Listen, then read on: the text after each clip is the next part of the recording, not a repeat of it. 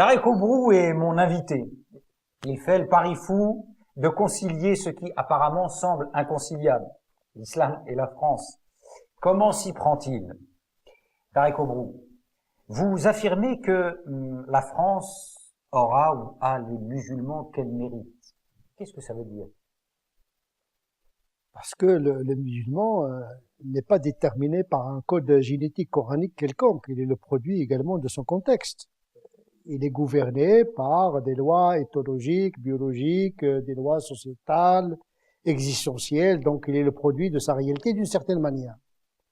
Donc, l'effet de la perception de la société à l'égard du musulman fait également le musulman.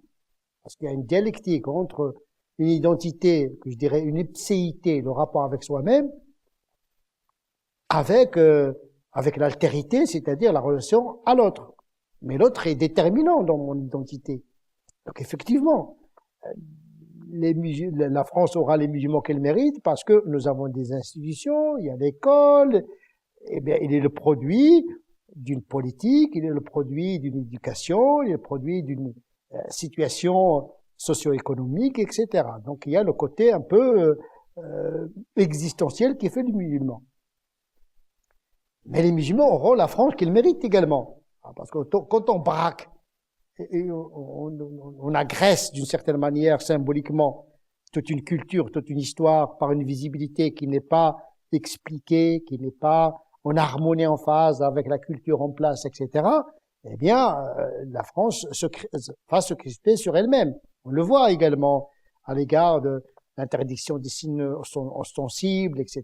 Donc, il y a une dialectique. Donc l'assertion est valable dans les deux sens. Oui, mais on est face quand même à un certain dilemme, le fameux dilemme de l'œuf ou de la poule. Qui est à l'origine de quoi? La France C'est la France qui a amené cette population. Quand on accueille une population, on accepte de l'accueillir, eh bien on n'accueille pas uniquement des bras et des cerveaux, on accueille des cultures. Donc il faut que la société et la République fassent preuve de pédagogie, de préparer cette immigration. Du jour au lendemain, les Français découvrent des musulmans que voilà, la société n'a pas été préparée. Je pense qu'il y a une responsabilité politique qui est à l'origine de ce malentendu. Mais certains vous objecteront, Tarek Oubrou, que la France a accueilli d'autres immigrations et que ça ne s'est pas passé de manière aussi problématique.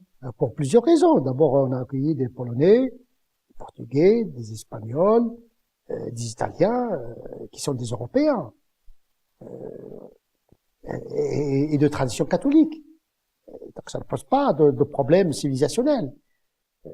Là, il s'agit d'une population ethniquement non européenne et avec une religion qui n'est pas considérée comme une religion faisant partie de l'Occident. Donc, il ne s'agit pas de la même nature d'immigration.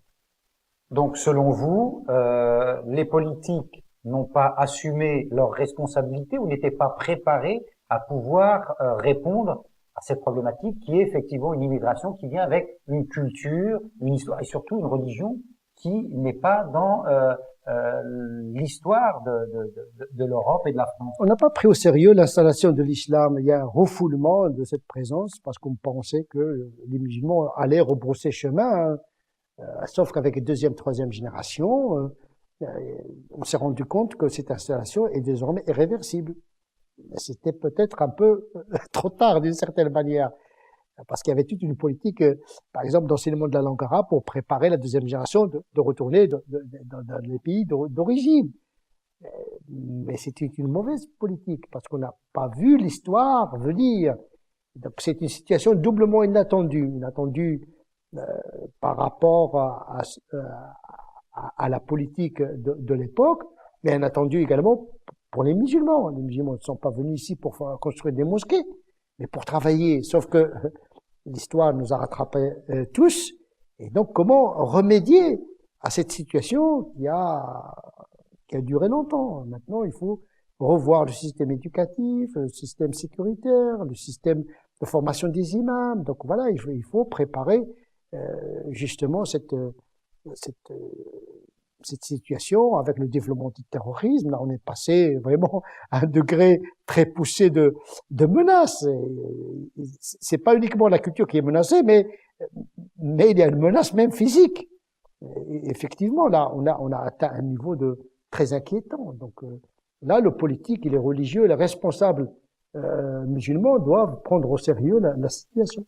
Alors on a le sentiment, et j'ai le sentiment en vous écoutant, que les musulmans dont on parle, sans chercher à essentialiser, sont plus des victimes que des coupables de ce qui leur arrive. D'ailleurs, certains se permettent de surfer sur cette vague pour, comment dirais-je, développer et médiatiser des concepts tels que celui de l'islamophobie, par exemple, nous laissant entendre que la France est un pays qui refuse l'islam, qui déteste, qui haït l'islam. On a vraiment ce sentiment à un moment donné que ce propos-là pourrait conforter des postures victimaires qu'on retrouve chez un certain nombre de prédicateurs, de leaders d'opinion, etc. Je pense que cette idée, c'est du n'importe quoi, dire que la France n'aime pas ses musulmans. La preuve, c'est que on est dans le pays qui accueille le plus grand nombre de musulmans proportionnellement à la population nationale. Les faits démontrent cette allégation de dire la France idéologiquement, culturellement contre l'islam. Ce n'est pas vrai. Il y a une crainte, il y a une peur, oui, mais il n'y a pas une idéologie d'exclusion. On n'est pas quand même au XXe siècle avec les religions séculières totalitaires où le racisme ou les théories racialistes sont devenues des idéologies d'extermination de l'autre. On n'est pas dans ce cas-là. Dans une république, il y a des valeurs. C'est vrai que parfois on porte à faux par rapport à l'application de ces valeurs, mais si les gens aujourd'hui ils tiennent des propos négatifs à l'égard de l'islam et des musulmans, c'est parce qu'il y a des préjugés, c'est parce qu'il y a une ignorance, c'est parce qu'il y a une peur. Moi, en tant que théologien, ce qui va m'intéresser, c'est l'origine de ces peurs et de cette ignorance. Moi, je suis pas un syndicaliste, je suis pas un avocat. Je suis pas là pour défendre les musulmans, mais justement d'être à l'interface d'une communauté et d'une société. Et donc, les gens aujourd'hui qui prospèrent sur ces peurs et construisent des institutions de défense des musulmans, islamophobie, etc., en tant que théologien, ça me gêne quelque peu. Ça vous gêne, c'est-à-dire, plus précisément? Parce qu'on renforce la tension dans une société qui a besoin d'apaisement. Parfois, les revendications des droits peuvent avoir un effet négatif, c'est-à-dire la crispation de la société majoritairement non musulmane. Et donc, ça me dérange beaucoup d'un petit peu de judiciariser les mémoires et de décliner les formes de racisme, l'homophobie, islamophobie, judéophobie. Non, appliquons les valeurs universelles de la République, c'est tout. L'exclusion est condamnable, que ce soit au nom d'une religion, d'une race ou d'un sexe, il tombe sous le coup de la loi. Il m'est arrivé d'entendre un prédicateur, deux prédicateurs, parler justement de cette question d'islamophobie, donc dans une perspective véritablement victimaire. Le premier a dit que le premier islamophobe était Satan, quand il a refusé de s'incliner devant Adam. Je vous demanderai de commenter cela après, si ça vous dérange pas. C'est une insulte à mon intelligence que de commenter les inepties. Et pourtant, c'est une vidéo qui a été énormément vue. Et le deuxième se proposait de faire une conférence, une intervention autour de la manière dont le prophète avait fait face à l'islamophobie à son époque. Que vous inspirent ces deux manières de diffuser un discours au nom de l'islam auprès des musulmans aujourd'hui? Il faut revenir à la posture du prophète à l'égard des non-croyants. C'était la miséricorde incarnée. Il n'y avait pas de haine de la part du prophète. Il priait pour son peuple pour que Dieu leur excuse leur ignorance. Oh Dieu, pardonne-leur, ils ne savent pas. Ils n'étaient pas dans cette posture identitaire de revanche, etc. Ce qui est le cas pour les musulmans. Il y a une haine chez beaucoup de musulmans. Il y a une sécrétion d'une haine qui a été entretenu par une théologie identitaire qui considère que l'autre, le différent, ou bien il faut le convertir, ou bien il faut le dominer. C'était la pensée classique parce qu'on a dit que l'islam est devenu un empire par la suite. Et donc toute la pensée théologique a été dans une épistémie d'empire et de domination, où l'autre est dominé, est minoritaire. Et les musulmans ne veulent pas sortir de cette histoire. Donc il y a une confusion, il y a un esprit belliqueux qui a été entretenu de par l'histoire pour des raisons politiques et pas pour des raisons théologiques, puisque la théologie fondamentale considère que la non-croyance n'est pas un délit. Et puis il y a un mélange des genres, visiblement, on n'est pas juste dans le théologique, on convoque l'histoire, ou en tout cas une certaine lecture de l'histoire. Pour prendre un exemple que vous avez cité, la guerre d'Algérie, par exemple, est considérée que la France devrait continuer à faire repentance ad vitam aeternam, etc., etc. Moi, je suis contre ces cérémonies, ces célébrations de repentance. Ça ne fait pas une société comme ça, de toujours judiciariser la mémoire et l'histoire. Je suis contre ça de manière philosophique. On a besoin de voir l'avenir et de ne pas être enfermé dans le passé, comme l'a fait le prophète d'ailleurs, quand il s'est installé à la Mecque. Il a pardonné. Il faut voir l'avenir et oublier. Il faut savoir oublier également.